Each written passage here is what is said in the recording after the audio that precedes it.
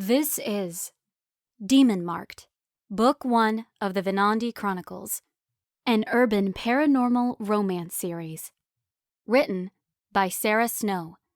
Narrated by Selena Salcido and Henry Shader for Hot Ghost Productions. Chapter 25. Carter. On a weekday afternoon, the carnival crowd was sparse. The Ferris wheel spun sadly, its cars occupied by only a handful of passengers. In broad daylight, the striped canopy over the concert stage looked tattered and faded. Scraps of trash blew across the ground and sailed out over the water. Food vendors scraped their grills, smoked cigarettes, and chatted idly as they waited for customers. "Looks pretty desolate during the day," Georgia remarked as we pulled into the parking lot. "It's a lot more fun at night, especially with a group of friends. If you have friends, that is." There was a wistful note in her voice. "So you've been to this carnival before?" "Yes, about a year ago, with Adam, the guy I was dating at the time." I felt a lurch of jealousy. I was jealous of any male who had been with Georgia, but more than that, I envied their youth. I could see Georgia and this jerk Adam, whoever he was, holding hands as they toured the carnival at dusk. Without the jaded lens of immortality to cloud their eyes, the lights and rides of the midway would be shiny and new. I tried to buy Georgia's ticket at the gate, but she insisted on paying for her own. "No," I put my hand over hers as she reached for her wallet. "Let me pay." "I can afford my own ticket," Georgia protested, a stubborn gleam in her eye. "That's not the point. We don't have time to buy 2 tickets. I slapped down a couple of 20s. The carnival got more expensive every year, and yanked Georgia through the gate. "All right, let's split up," I said. "I'll take the midway where all the vendors park their carts. You go around asking every carnival employee that you see if they've seen a blonde in a pink t-shirt recently. We're actually at an advantage with no crowd to get in the way." "Why do you get to take the midway? That's probably where he's got the girl." "Exactly. I want you gathering information, not confronting a demon alone." Georgia pouted, but she didn't argue. "Fine." I removed the flamethrower from her hands. "Not a good idea when you're questioning the carny folk. You need to look sweet and approachable, but with an edge. You want them to open up to you, not hit on you." "Got it. I'll call you if I learn anything." Georgia held up her phone. "And you call me if you find the balloon girl." I headed for the midway, looking back over my shoulder to see Georgia at a hot dog stand, talking to a vendor. The Cambion was a lot tougher than she looked and a lot stronger than she realized. Georgia's only problem was that she didn't have the self-confidence to accept her own gifts. I intended to teach her how much she really had to offer. The midway smelled of hot buttered popcorn, cotton candy, and hot dogs. Even though the game booths and sideshows were empty, I could see the carnival's allure. Here was a fantasy land that defied the mainstream, urging kids to gorge on spun sugar and fake meat, offering glimpses of freaks and monsters. A young woman out with her sorority sisters would feel as carefree as a child, all of her homework forgotten while she toured the carnival with her friends. At this moment, those sorority sisters were probably sitting in a lecture hall, yawning as they half listened to their professor and texted their boyfriends from phones hidden beneath empty notebooks. Had they reported their friend missing? Had they even realized she'd been abducted? Maybe they'd taken off early, leaving her at the carnival alone. I envisioned her calling goodbye to them while they headed for their cars and she skipped off to buy a pink balloon. Because balloons made her feel like a kid again, and pink was her favorite color. Too bad her next favorite was yellow. I scanned the row of battered carts and food trucks, looking for a giant mass of multicolored balloons. The few vendors who were manning their carts that day eyeballed me curiously. "Help you find something?" called a guy who was sweeping the scattered paper cups and hamburger wrappers away from his cart. As he worked, the wind kept blowing more debris his way. A Sisyphean task if ever there was one. "Yeah, I'm looking for a guy who sells balloons. A friend of mine told me I could find his cart around here." The man with the broom shielded his eyes with his hand as he looked up and down the wind-blown lot. "Well, the balloon cart is usually right up there," he said, pointing to the space between a taco truck and a t-shirt stand. "Don't know where the guy could have gone. Maybe he'll be back tonight." Tonight'll be too late, I said, more to myself than the vendor. He chuckled. You must really want that balloon, mister. No, what I want is to find out what happened to a young lady who bought a balloon last night. Were you here? He nodded. Yeah, as long as the carnival's here, I'm here. Did you happen to see a pretty blonde in a pink t-shirt buy a balloon? Oh, sure did. I couldn't have missed her. She was a knockout, the kind you can't stop gawking at no matter how hard you try. He had a misty look in his eye as he recalled the girl. The hairs on the back of my neck rose. As thrilled as I was to find a witness who had seen the blonde, I couldn't shake the feeling that we weren't alone. I felt the dark, throbbing energy that told me there was a demon nearby. By the power of that vibration, I knew the demon had to be a major player. What color was the balloon? I asked. He squinted his eyes as he thought. Yellow. Bingo. The throbbing, percussive beat of the demon's presence was growing stronger. For all I knew, it was the demon from the balloon cart stalking me to find out what I knew. Although there was no way a demon could be picked up by the cops for kidnapping a human, he would want to know if I was on his tail. Not because he felt afraid or guilty, but because my pursuit flattered his sick ego. The demon's eyes scorched the skin on the back of my neck. I wheeled around, expecting to find a hulking horned beast holding a pretty blonde by the hand. Instead, I saw the striking figure of a man, tall and slender, elegantly dressed in a silk suit. He had a brown, neatly trimmed beard, longish hair, and his hands were decked with rings. I might have assumed he was an entertainer performing at the carnival, or maybe an executive checking on his investment, but the pupils of his dark eyes gleamed like reddened coals, informing me that he was something else entirely. This was the source of my unease. Only a high-level demon would adopt such an elegant human form. But if he had abducted the blonde, a demon with that kind of vanity would have her on his arm, displaying his human trophy. There was no blonde in sight.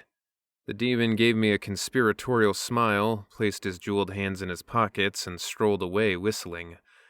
I watched him duck into the alley behind the haunted house. Of course. He was probably posing as one of the characters, waiting to lure young visitors into eternal damnation. Did you see what happened to the blonde after she bought the balloon? I asked, turning back to the vendor. She walked off to the other end of the pier.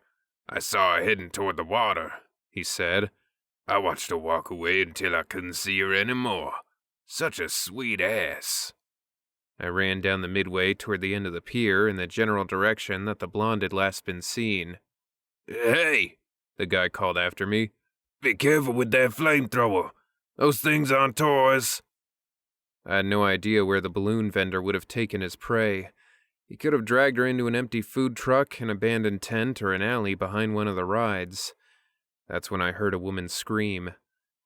I skidded to a halt, trying to figure out where that high, piercing sound had come from. The woman screamed again. The sound seemed to come from below my feet. I knew there was a flight of stairs that led under the pier to the water. Underage kids would go down there to smoke weed and drink cheap wine. Brave lovers used it as a refuge for illicit sex, and demons went down there to savage their prey.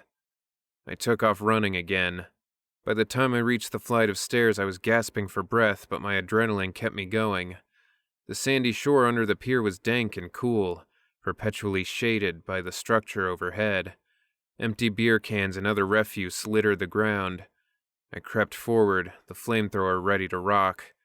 The scream came again, this time so close that I knew I'd found my target. "Hey!" I shouted. "Where are you?" "Carter! Help me!" Those blood-curdling screams were coming from Georgia. I sprinted through the shadows, leaping over trash and fallen posts. If I aimed the flamethrower in the right direction, I'd be able to torch whatever demon Georgia was facing. I only hoped I wouldn't fall on my ass before I could get there.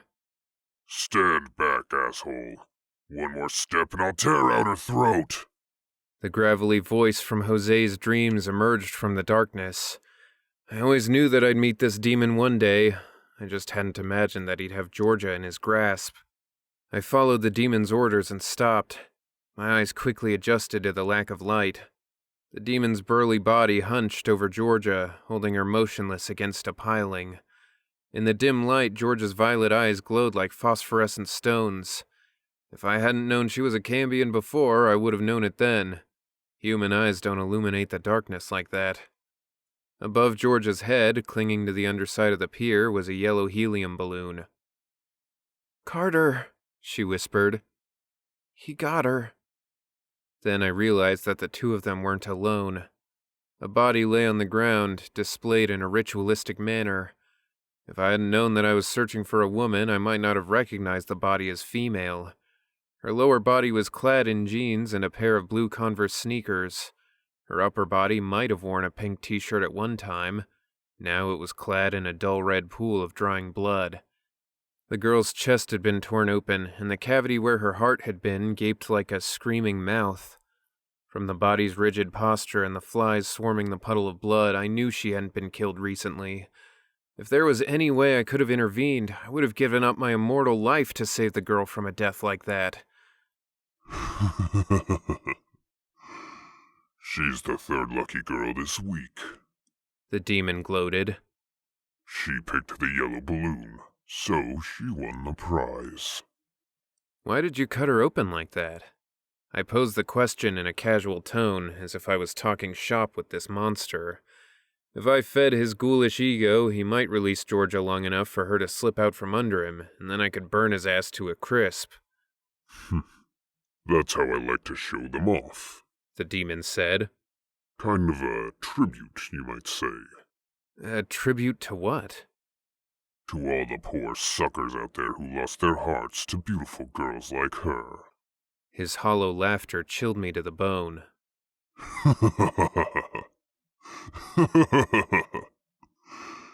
Just kidding. That little slut wasn't who I really wanted. She was bait for this one here. He motioned to Georgia with his thumb. You're going to come with me, aren't you, sweetheart? His clawed, filthy hand caressed Georgia's cheek. Still trapped under his bulky form, she gave me a wild-eyed stare. The pieces of this horrifying puzzle were starting to fall into place. "Well, you do some great work," I said loudly. "Mind if I take a closer look?" Go ahead, he said with gruesome generosity.